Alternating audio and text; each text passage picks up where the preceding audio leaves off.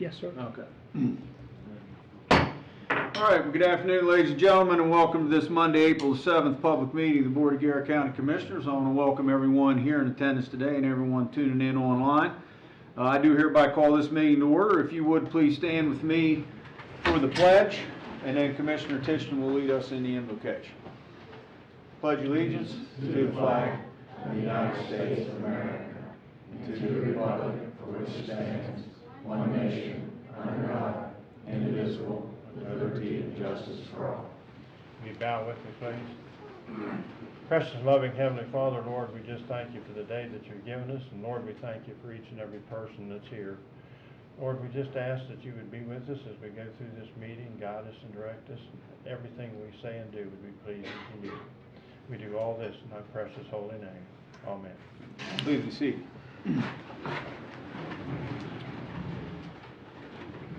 Mr. Knoll, any additions, corrections, or changes to the public meeting agenda? No, sir, there are none. Hearing none, do we have a motion to approve the agenda? So moved. We have a motion, we have a second. Second. Motion and a second, agenda approved by mutual consent. Everybody got a copy of the minutes in advance of the meeting. Any concerns, questions, or changes to the minutes? Hearing none, do we have a motion to approve the minutes? So moved. We have a motion, we have a second. Second. Motion and a second, minutes approved by mutual consent. First couple of items on our agenda, we have some proclamations. I think that's why most people are here. So we'll start out. The first proclamation we have is for National Library Week. I see Thomas Vos here with us today. Thomas, if you want to make your way up here. And we'll issue this proclamation for National Library Week, April 6th through the 12th, 2025. Whereas libraries spark creativity, fuel imagination, and inspire lifelong learning, offering a space where individuals of all ages can explore new ideas and be drawn to new possibilities. And whereas libraries serve as a vibrant community hub, connecting people with knowledge, technology, and resources while fostering civic engagement, critical thinking, and lifelong learning. And whereas the Garrett County Library cards are held by more than 17,000 individuals who have borrowed more than 210,000 library items in the past year. And whereas libraries partner with schools, businesses, and organizations, connecting the dots to maximize resources, increasing efficiency, and expanding access to essential services, strengthening the entire community. And whereas libraries nurture young minds and begin the love of learning through reading that lasts a lifetime. Libraries protect the right to read, think, and explore without censorship, standing as champions of intellectual freedom and free expression. Whereas dedicated librarians and library workers provide welcoming spaces that inspire discovery, collaboration, and creativity for all. And whereas dedicated libraries, librarians, and library workers across the country join together to celebrate National Library Week under the theme, Drawn to the Library. Now therefore, we, the Board of County Commissioners, do hereby proclaim the week of April 6th through the 12th, 2025 as National Library Week in Garrett County, and urge citizens to recognize the value and significant contributions libraries make to our community. In witness whereof, we, the Board of Garrett County Commissioners, have hereunto set our hand and caused the official seal of Garrett County, Maryland, to be affixed by the order of the Board, signed by Commissioner Savage, Tichenal, and myself. Thomas? Thanks for all you do, buddy. Well, I thank you very much. Thank you all. Anything you'd like to say? Only thing I'll toss out there is today, 5:30, we're having a free magic show to celebrate. Come on by. It's actually going on right now, too, but there's a second showing at 5:30. The magic is it repeats. Yes. All right. Library's good for me. Thank you.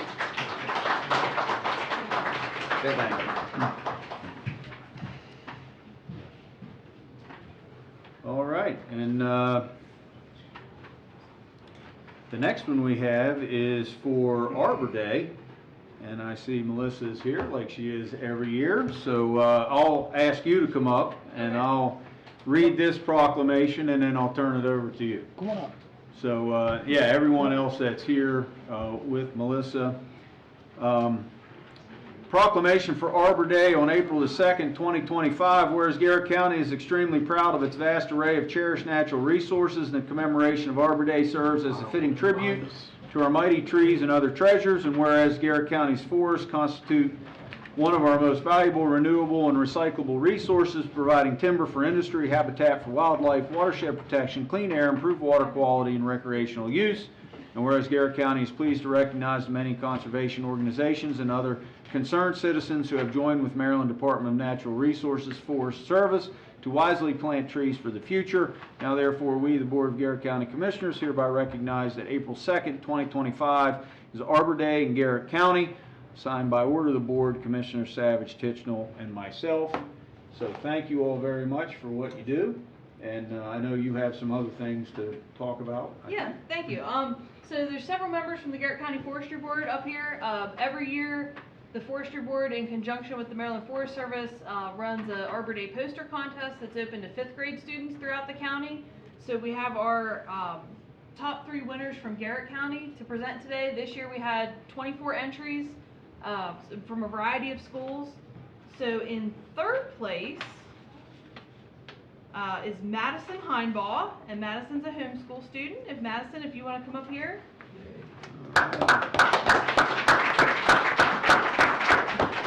So this is Madison's poster, and she gets a check for $25 from the Garrett County Forestry Board for 3rd place. And 2nd place, stay up here. We'll get a picture. Don't run away yet. So 2nd place is Logan Cooper from Accident Elementary.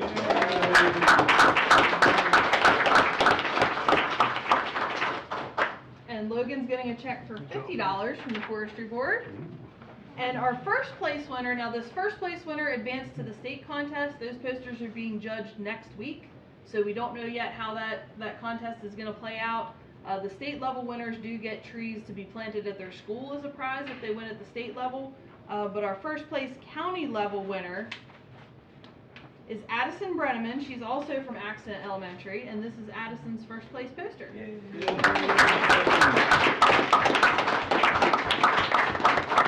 And she gets an award of $75 from the Forestry Board. Can I get somebody to snap them? Yes, you did just a little bit. So good picture. Yeah, there we go. Can you get it? Yeah. Yeah, we'll get everybody to scoot in. Yeah. So why don't you get them stand down here so you can get all the Thank things. you. Yeah. Get the kids in front. Okay, yeah, if you guys Go can down go in front. stand in front and hold your posters up so we can see them. Right down here.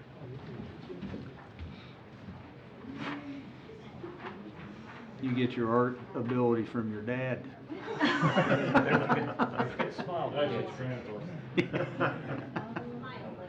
Yay.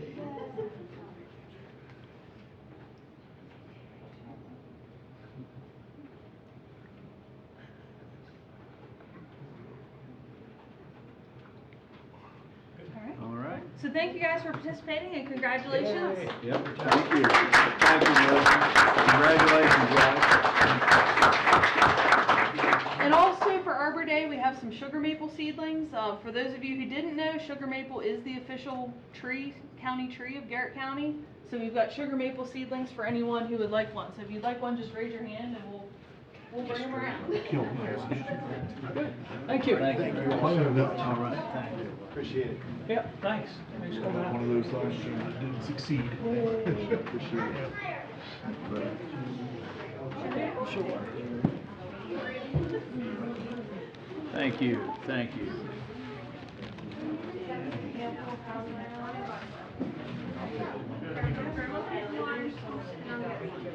I probably won't live long enough to tap this one. Yeah, green side up. Thank you. Thank you. Thank you. I didn't succeed last year. I'll try again. Get Wes. Yeah. We planted 2 of them last year. Didn't succeed. Sorry, you can't want them all. Huh? Yeah, I give you Maybe I'll read that more thoroughly. See you guys. See you, Julie. Yeah. Cleared out pretty quick after that.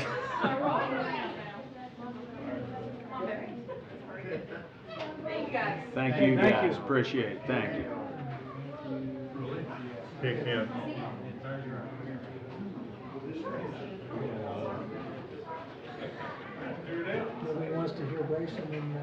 Yeah. Christian. Nobody can compete with free trees and kids' art. That's right.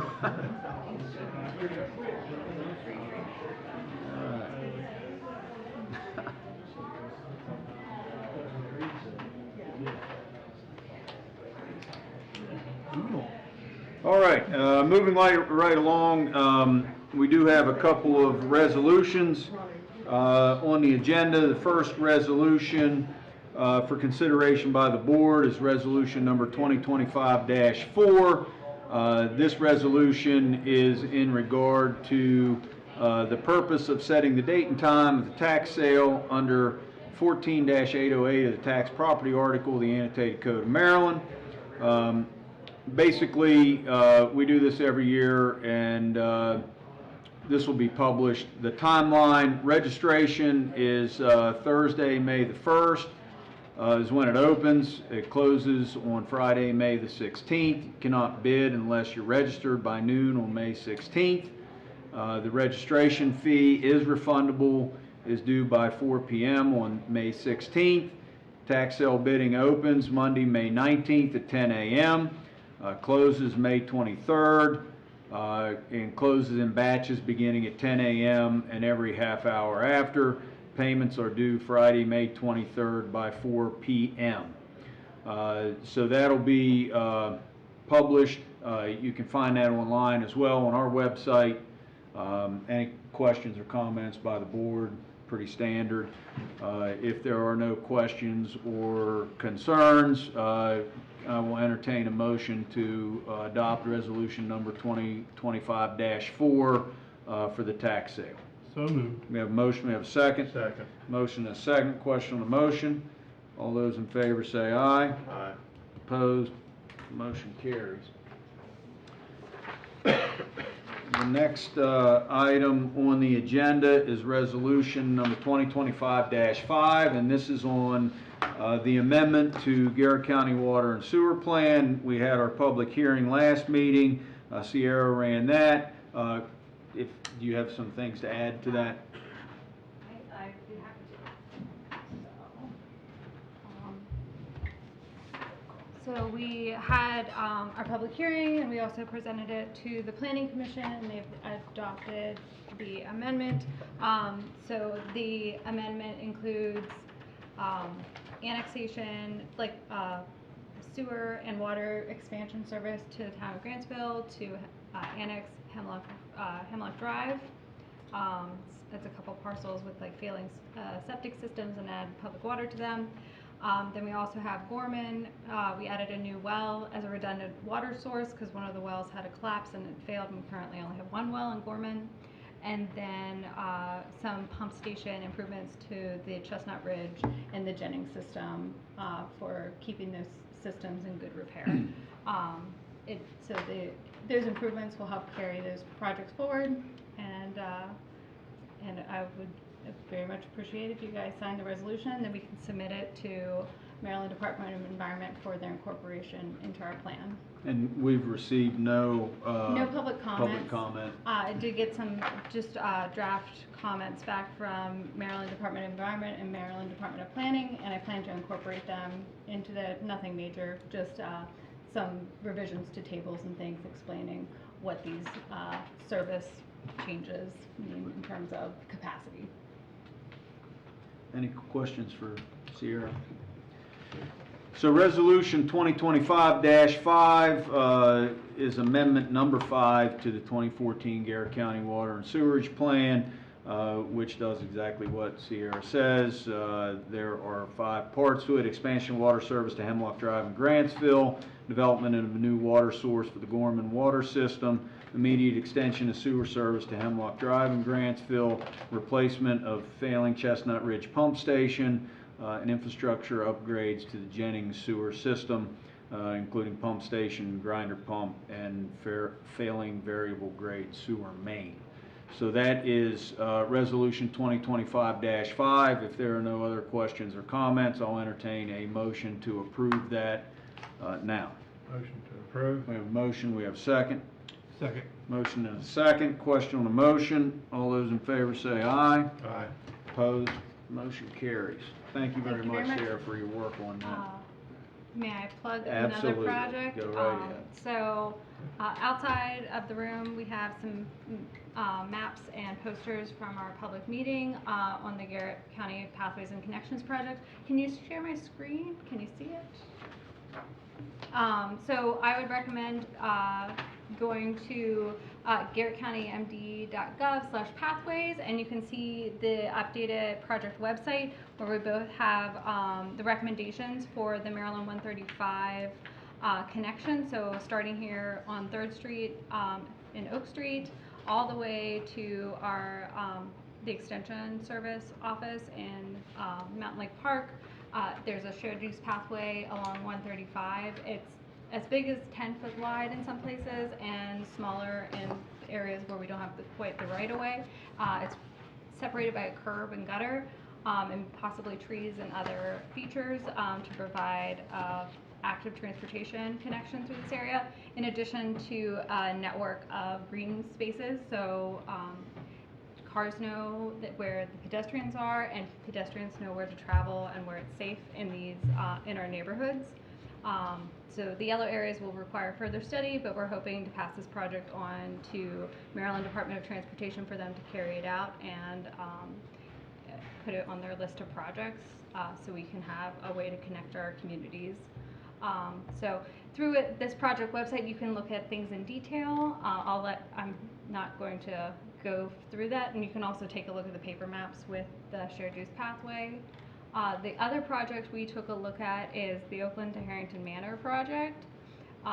So after we had some public meetings, the consultants took a look at the different options and a path that traveled on the public lands for the town of Oakland through the natural resource management area for DNR, and then a few private property parcels, and then goes into DNR Forest Service, crosses Harrington Manor Road to the park, and then connects into that trail system is what we're proposing. It's about 10 miles long, and it's a single track mountain bike trail, so it's for the more adventurous user, but we're looking at adding another trail across the bridge on the town property that would be a little more it would have a little more ease of use for people, maybe like something that's 1.5 miles, 2 miles loop on the opposite side of the bridge on the town property. So then you could go past the bridge, ride a bike, and come back into town is what we're proposing. So I recommend everybody take a look at the project website, provide some comments, and I'm planning to take the boards on a little road show. So, but we do plan to have this wrapped up in May, so we can apply for funding and keep these projects moving forward. So, very excited to share it. So, All right. Thank you very much. No problem.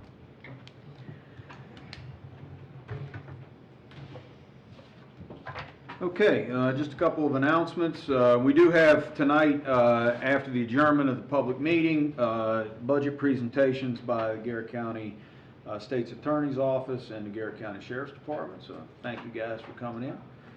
Before we get to that, I just want to announce that the next scheduled public meeting will be Tuesday, April the 22nd here at 4 o'clock.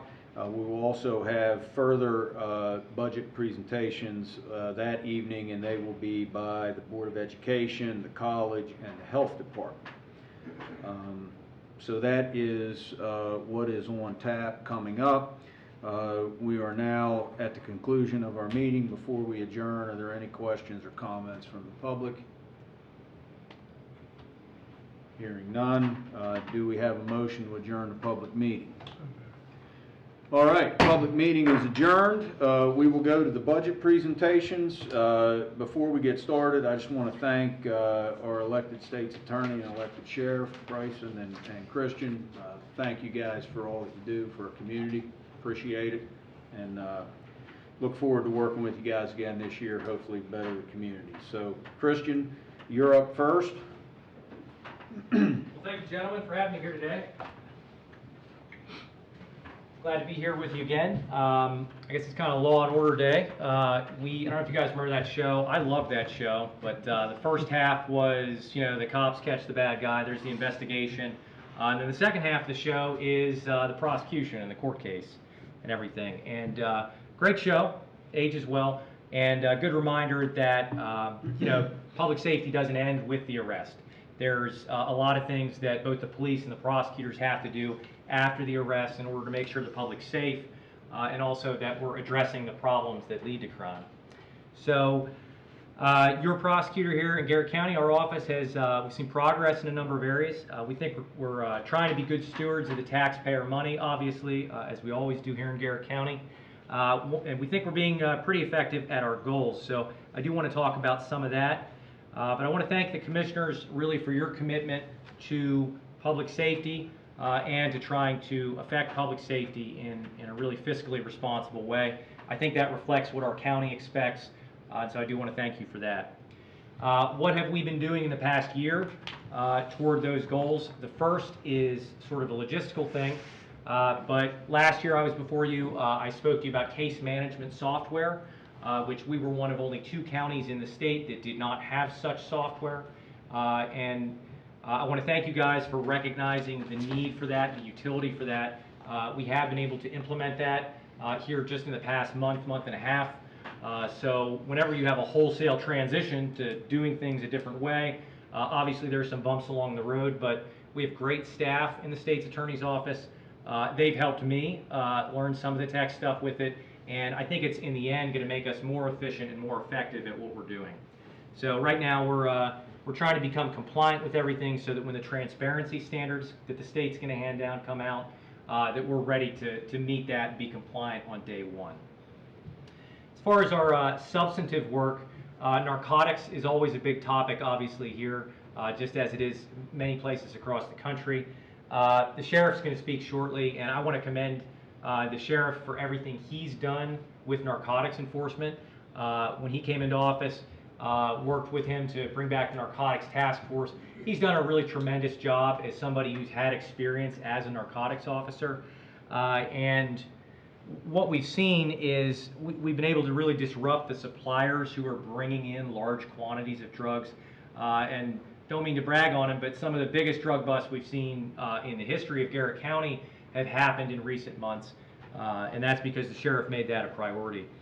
I myself have had a very aggressive approach to narcotics cases, to these drug dealers. We've seen some significant sentences. I'm happy to say it's much harder to obtain drugs in Garrett County than it was 2.5 years ago. Very, very happy about that, and I think that's a big gauge of our success. We're seeking forfeitures of money and vehicles from drug dealers, so we're trying to not only incarcerate those people, but also hit them where it hurts in terms of dismantling their operation, taking their vehicles, taking their money supply. So also on the drug side of things, aside from the enforcement, we're also trying to recognize, look, how do we deal with the root causes of these issues? How do we take folks that are just coming in to to the criminal justice system in some way? Maybe they have a misdemeanor charge, they've gotten addicted to drugs somehow. How can we address those issues? I'll talk about that, but I do want to say another great statistic for Garrett County this year. I'm the co-chair of the overdose prevention team. Obviously, we're trying in Garrett County to reduce the harm that comes from opioids. And for the first time in years, this year we had a 60% reduction in overdose deaths here in Garrett County, year-over-year reduction. So that is fantastic news, not only for the lives it's saving, but just for the broader community, because addiction not only affects the people directly, but it also affects their families, it affects the child welfare system and so forth. So it is both the humane thing to do to try to address those addictions, and also sensible because we can stem the tide of crime that comes from it. So we're very happy about that. Combined efforts really of law enforcement, people with the health department, harm reduction people, a lot of different approaches to the drug problem have been effective. I'm also a little coming attraction, working with the Garrett County Circuit Court right over there. What we're doing is trying to stand up a regional drug court, something that they have in many places across the state where they have sort of standalone drug courts in one county. But the benefit of the regional drug court approach is that we're going to work with our partners in Allegheny County. There will be zero cost to Garrett County. So all of these costs are going to be incurred by the state judiciary. The administration is already set up in Cumberland, but we're working with the drug court coordinator there to write Garrett County into the proposal. The control will be here, but the money's coming from the judiciary, so we like that. It's going to be another tool in our tool belt for a very small number of non-violent offenders. I'll filter these cases carefully, make sure there's nothing inappropriate going through drug court, but for some people with severe addictions problems, what they need is intensive supervision. They need more attention, so we're going to try to give those people what they need to solve their addictions problems, try to get them back out in the workforce. If those people fail, they're going to be subject to the full penalties of the law. So for a small number of people, it's going to be a very effective tool. One of the best things about this, the way it's being written, and I can't promise this yet, but not only will we not incur any local expense, but about $15,000 is actually going to flow from the state back to county government, assuming this is approved. And they've done that in other counties where the state's attorney, they're doing work toward it, and the judiciary recognizes, hey, thank you for doing this program. We're going to help subsidize it or fund it in some way. So we're hoping that that works. The other big substantive area of focus that I've tried to prioritize is, it's unfortunate that we have to, but crimes against children, abuse and neglect of children, vulnerable adults as well, things like that. We've really put a lot of our focus on that, as well as domestic violence. We've had some increased convictions, increased sentences in those areas, and really the best gauge is when we can hold those abusers accountable, but also try to keep the victims safe. That is very rewarding for us personally when we're able to get those victims to the right resources. I was in Annapolis. I hate to spend a day away from Garrett County at all, but I was in Annapolis a few weeks ago, advocated for a bill to really broaden the types of statements that child victims of physical and sexual abuse, where those statements can be used in court against their offenders without forcing that child to testify. It would take a little while to explain, but the existing system really effectively discriminated against children in rural counties because we didn't have the same professionals to be able to take those statements. This bill, if enacted, will expand that class of professionals to forensic interviews. So it's really going to benefit kids here in Garrett County and in the most rural counties across the state. I'm happy to say that bill passed the House and Senate this year after stalling in previous years. So I am a little bit surprised, but very, very happy for our local kids and the Child Protective Services workers. Another big area, chronic absenteeism. This is something that doesn't necessarily get the attention of everybody. It's not the big jazzy topic, but in our school system, not only here, but across the country, we've seen that really beginning with COVID, we saw increases in truancy.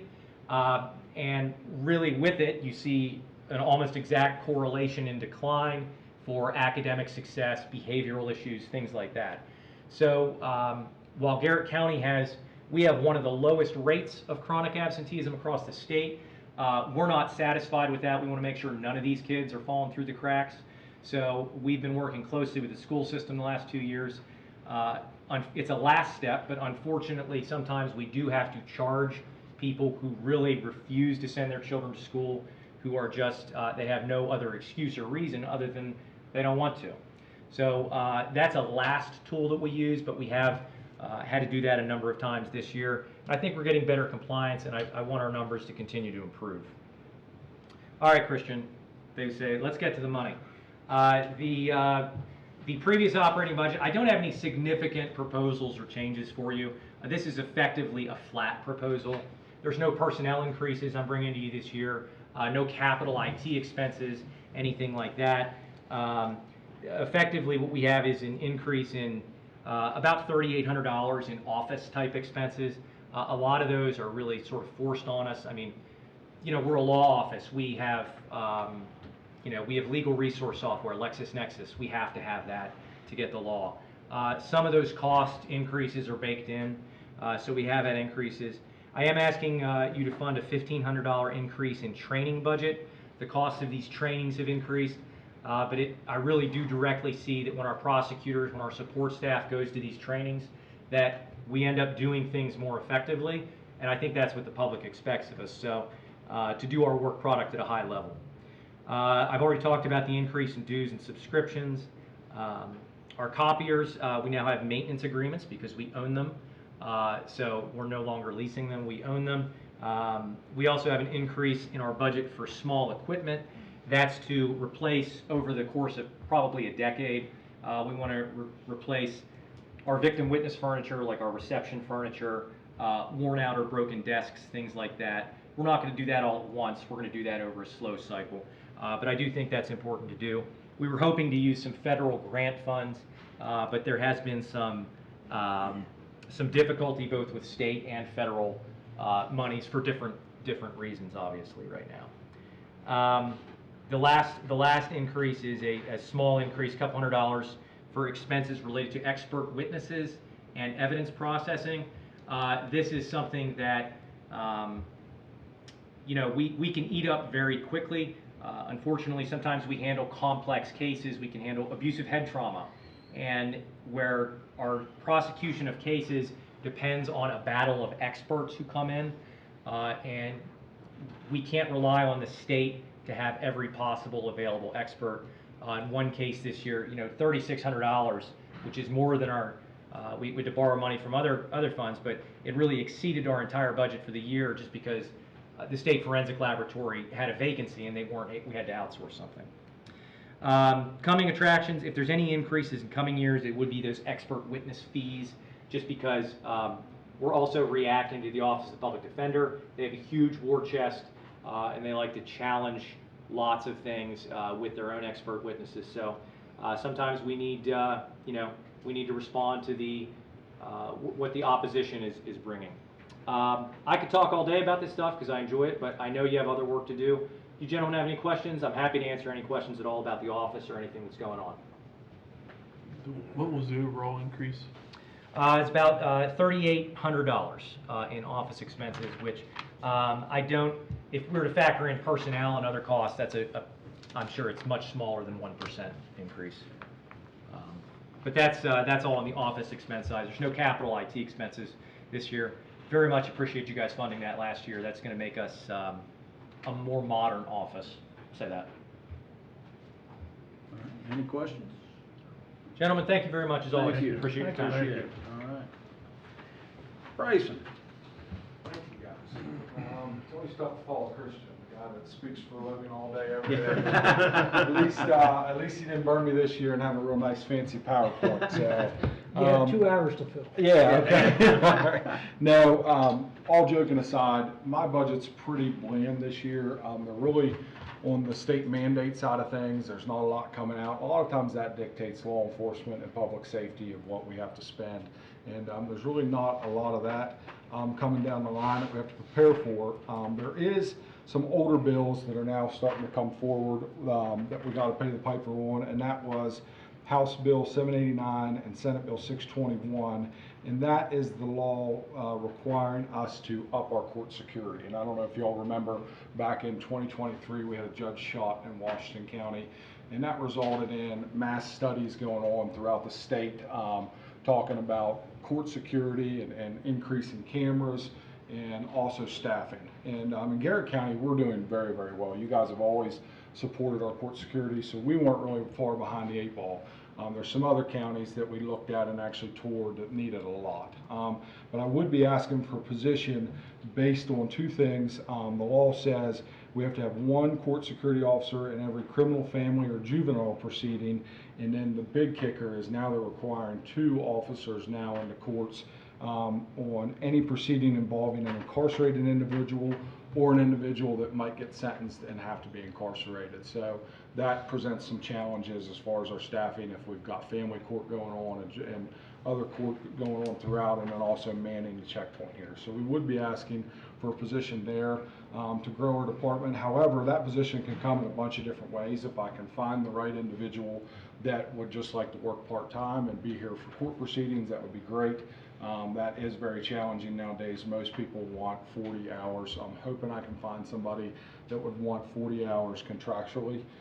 Maybe somebody retired in law enforcement we don't have to spend a lot of training on. So we've got some options, but that is something that I would be looking to do to satisfy this law. So outside of that, staffing is doing well. A lot of places are still amazed at how we're staffing our detention center and how we're keeping people, and I credit a lot of that to you guys of how you funded us, and then also we police and serve wonderful citizens here in Garrett County. We don't have the same problems that other areas do, and I'm happy about that.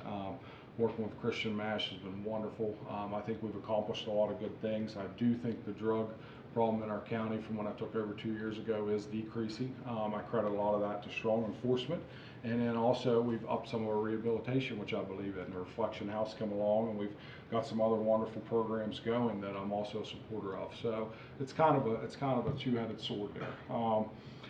The second thing, as far as major budget items for me, would be vehicles. We have a 2015, a 2002 2017s, and then two 2014s that we've had inspected by the County Roads Garage, and I believe they're probably going to be deadlined at this point. So that would be a major budget item to add new to our fleet.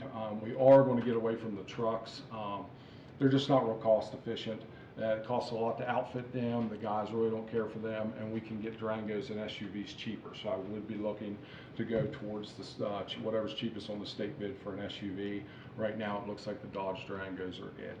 But again, the wear and tear on vehicles in Garrett County with the winters is just something that I'm actually happy that we still have a couple 2014s on the road. That's pretty good. So, but you kind of get to the point where you're just putting too much maintenance in them. So. Other big line item for my budget would be our handguns. We were looking to replace all of our handguns. Something we can save some money on that is we would offer a buyback program to our officers, so we would get some money back on those. But traditionally what we do is we do a 7-year cycle on our handguns, or 30,000 rounds.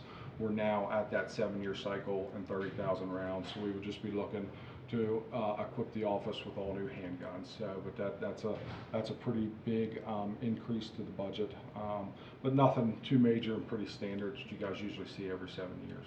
So outside of that, things are flowing very well with the office. Like I said, staffing's doing really well. I think crime as a whole is down in the county. I really do. Now we're coming into our summer months where things tend to heat up. There is something I'm going to talk about real quick, just because I have a chance, and I vowed that I said every chance I had after entering this program, I'd at least talk about it to the public a little bit. And there's a hot topic out there now about this 287G program. I don't know if you guys are familiar with it. It involves ICE and immigration. So Garrett County, we did sign an agreement with that, okay? What you have to understand about the 287G program is A, it does not cause any financial burden on the county, okay? And what this program would do is it would give me the ability to train 4 officers inside my detention center to serve federal detainers. So the only way we would ever have anything to do with immigration laws is if somebody broke Maryland state law and ended up inside of our jail. We could serve that detainer and hold them for 48 hours. As things stand now, we can't, okay? So if they got in our jail and got released and had a federal detainer, we would have to release them, okay? But the common misconception to the public, because it's kind of been politicized, is we can enforce immigration law. We can't. We can't go enforce immigration law in the community. We can't even ask anybody their immigration status. So none of this 287G has anything to do with that, okay? Outside of that, that's all I just wanted to speak on. There is a bill now that might get pushed today that eliminates us to even be allowed into these 287G programs. If that happens, obviously we won't go through with our side of it. But there's just been a lot of misconception on that, and I just wanted to be forthcoming and speak about it. So does anybody have any questions for me for anything? Do you have an idea of what your total increase might be? So it looks like a Total increase for the entire office, you're looking at about 1%, not much at all, 1-2%. Yeah, very, very minimal. So, all right. Any Bryson, what's your, do you have any vacancies right now that We have everything none. fully staffed? We're That's doing really great. well. I do have a couple upcoming retirements, and they're just from individuals. One is in our drop program with you, which you get forced out after 5 years. Another one's just an individual retiring. Those are administrative positions that I plan to just backfill with deputies. We will not be promoting more administrators, so we're going to try to shrink our department a little bit in that aspect. So, And what about the physical plant of the jail? I know we put new windows and stuff in there. I think we've upgraded it pretty Sure. well. Is everything in pretty good shape now, or is there still a glaring need? the in jail is about as good as it can be. It's in good shape. We did our water project, which I spoke on last year, that it's been a big cost saver to the county. The windows are a huge cost saver, I think, this winter with efficiency and how cold it got. And the jail's holding strong. We've been in 100% compliance for 2 years, and I kind of credit that because we have a nice small jail that we can run very efficiently. I think that credits us. I think that helps us too on our staff because of how small we are and how efficient we can run things. So, Great, great. we don't have any capital projects that I'm aware of going on, so it should be good. You guys have any questions for me? I know some of that 287G stuff is kind of a big topic right now. Go ahead, Tom. How are you going to be impacted, or do you think you will be, with changes now in the federal government, and funds that should be coming to you, but might not be? So we have not heard that we're going to lose any funding at this point. There's some BJAG grant stuff that we apply for on the federal side. It's not stuff, good thing about BJAG is it's usually capital stuff we can go for. It's not something we have to run. So I think we'll be okay. But right now, that's about the only federal funding I could see if we lose would be a concern is some wish list stuff that we buy sometimes out of that BJAG grant, which is a lot of times equipment we might not be able to get. So, yeah, but as far as most equipment needs right now, we're doing very, very well with. So, Great, No? thank you very much. okay, Appreciate it. you guys, yep. All right, like we said, next meeting will be the Board of Ed and the college Everybody, and health